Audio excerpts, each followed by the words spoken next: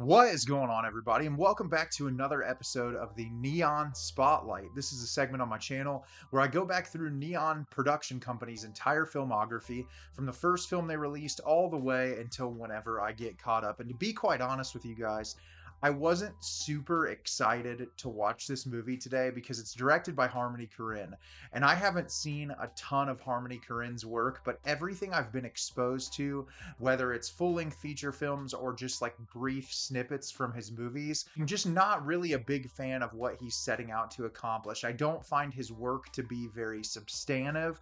The one movie of his that I've reviewed on the channel is Spring Breakers for my A24 archive series, and when that movie was first released, I respected a lot about it despite not loving it. And the second time I watched it, I found a lot more to dislike about it. I feel like he kind of teeters the line between being a really talented indie filmmaker and then looking like a kid in their freshman year of college at film school, and there's not really like a consistency. It's very much the way he writes characters, the way he decides to film specific things. I'm just not the biggest fan of his work, but this being like a goofy stoner comedy, I was hoping that it was just going to be a lot of fun. And the movie I'm going to be discussing with you today is The Beach Bum. The Beach Bum is directed by Harmony Korine, an irreverent comedy about the misadventures of Moondog, a rebellious stoner and lovable rogue who lives large. So, like I said, I'm not a huge fan of Harmony Korine's work that I have seen previously,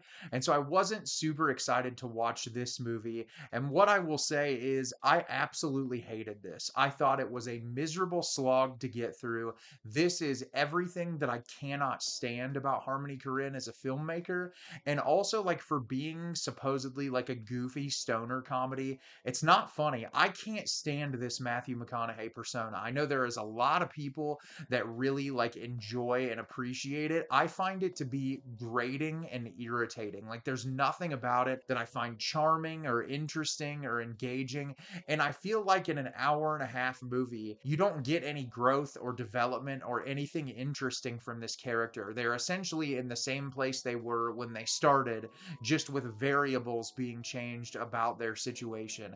And I'm going to tell you about the movie a little bit today. So there's not really much of a plot in this movie. You're introduced to Moondog, played by Matthew McConaughey, at the beginning of the movie. We find out that he is a poet and he's trying to work on his next book, but he's slacking off and kind of going around doing his own thing. He seems to be really liked in this part of I think the Florida Keys that he lives in. People seem to really like him a lot.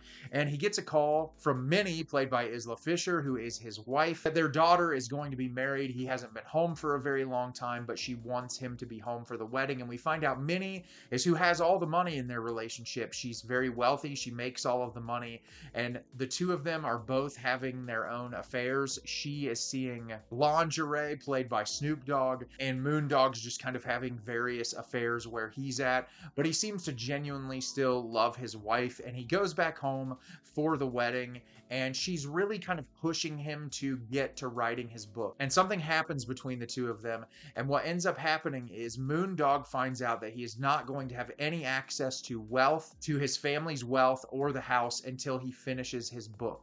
And the entirety of the movie is Moondog kind of going on this spiritual self-exploration quest so that he can get the energy to write his book. So like I said, this movie was miserable. I didn't like it at all. And really the only positive comment that I have about the entire experience is it's really well shot. The movie looks really nice. There's some really interesting moments of editing.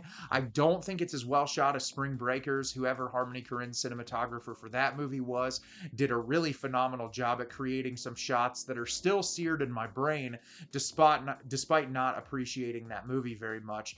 This one, it still looks really nice. It captures setting really well. I really like the different uses of color in moments, and there's a lot of attention to detail to try to make it visually inviting for you to be able to completely immerse yourself in the viewing experience. But that's where my positives end. I really just cannot stand a lot of what this movie has to offer. For starters, I found all of the performances in this movie to be really grating. I did not enjoy any of the characters. Matthew McConaughey, especially. I know there are a lot of people since Dazed and Confused that really like this iteration of Matthew McConaughey, but something about this character, I just found him to be so incredibly annoying in a way that wasn't like charming or endearing or funny. After the first 10 minutes, I was like, I get the shtick and I just don't like it. Like, this movie is really going to hinge on whether or not you want to stick along for the ride for his character. And in 10 minutes, I just didn't care anymore.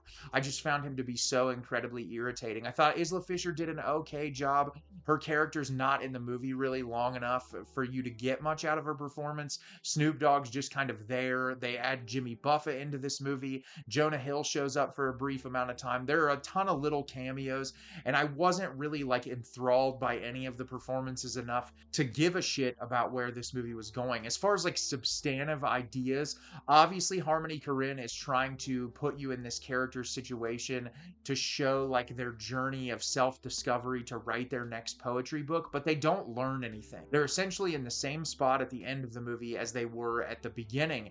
And along the way, it's just ridiculous moments that they get involved in, but I didn't find any of the comedy to be all that interesting. Like, you think about big stoner comedies throughout the years, and I think about something like Pineapple Express, which isn't a perfect movie by any means, but it genuinely has really funny moments, and the chemistry between the actors is really great. And despite that movie just essentially being how much absurdity can we get in an hour and a half, hour and 40-minute runtime, it works for the most part.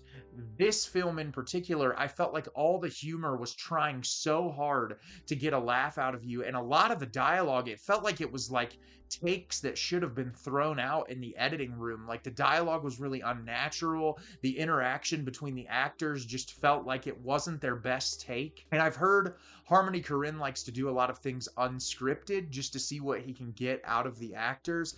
And I think that's a cool idea in theory, but when the product is so underwhelming like this, it's just impossible to understand why they would take those specific takes of the actors doing those performances. And it was interesting because I saw a couple of people try to compare what Harmony Korine does to what John Waters does, and I don't think there could be more of a distinct difference. John Waters' movies do exist for shock value, but his movies are thought-provoking and they're very interesting.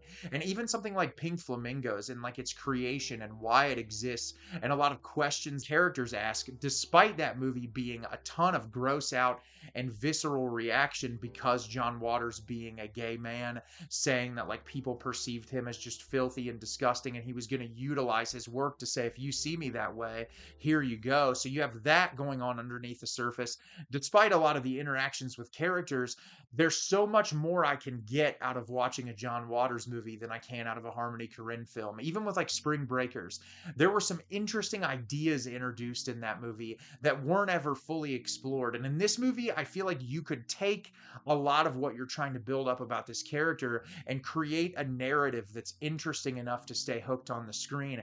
But I just did not care about a single thing that was happening in this movie. I really didn't. And by about 3/4 of the way through, I really wanted to turn it off, but I stuck through and watched the rest of it. And I kind of wish I didn't because of how much I hated this thing. And this is a movie in Neon's catalog I would 100% skip. One of the worst things that I've seen in their catalog so far, and I will never watch this again. So have you seen The Beach Bum? Did you love it? Did you hate it? Leave me a comment down below and let me know what you thought. I thought this movie was terrible. I did not enjoy it at all, and I will not ever watch it again. As always, if you can like the video and subscribe to the channel, helps me out a lot and lets me know the type of content you're looking for. I'm always putting out new material and look forward to getting more out for you in the near future. And as always, everyone, thank you so much for watching and have a great rest of your day.